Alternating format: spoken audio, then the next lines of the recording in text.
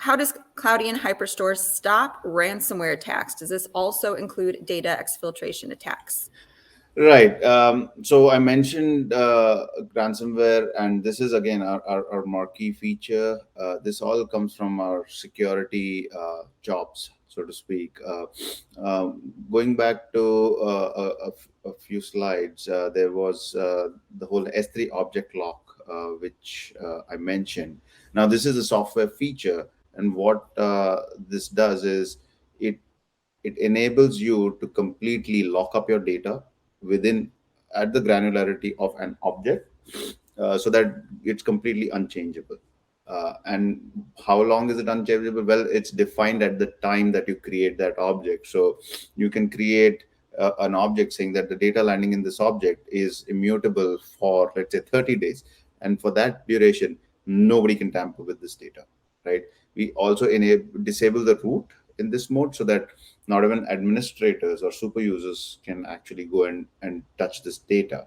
Uh, what happens after 30 days is the lock expires and that data is again changeable, deletable. However, how this stops ransomware is basically on how ransomware works, right?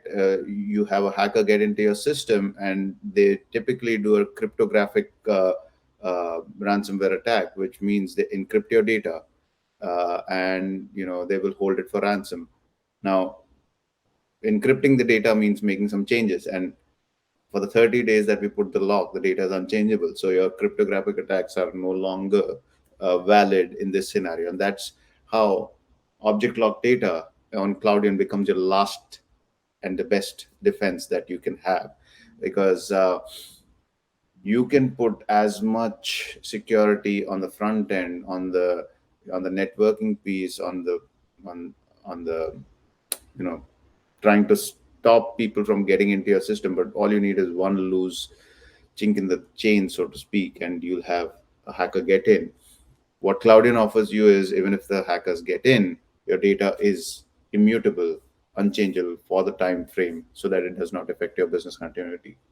Now, the second part of the question, which was also very interesting, which is the data exfiltration piece. Now, that's a newer kind of ransomware attack. I talked about the cryptographic attack, but you also have the exfiltration, where the hacker, if they get in, they will make a copy of the data. Remember, the data is unchangeable, but it's still readable. So they can make a copy of that and they can post it externally. So let's say sensitive data is actually released, and we've seen these kind of attacks happen, right?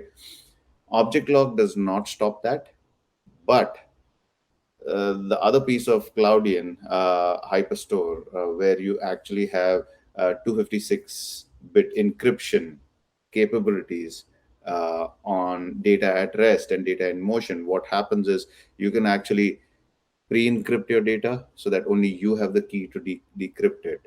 So even if a hacker comes in and is able to make a copy of the data, they just get garbage, right? They cannot read it unless they have the key. So data exfiltration attacks can be avoided that way. It comes down to implementation, because we can give you all the tools, but for whatever reason, if we IT has not implemented certain things, it still is there is vulnerability. So therefore, when we work with our customers, we have a best practices of what we give our prospects and customers, of what you need to do to avoid not just ransomware attack, but all kind of security issues that you may have.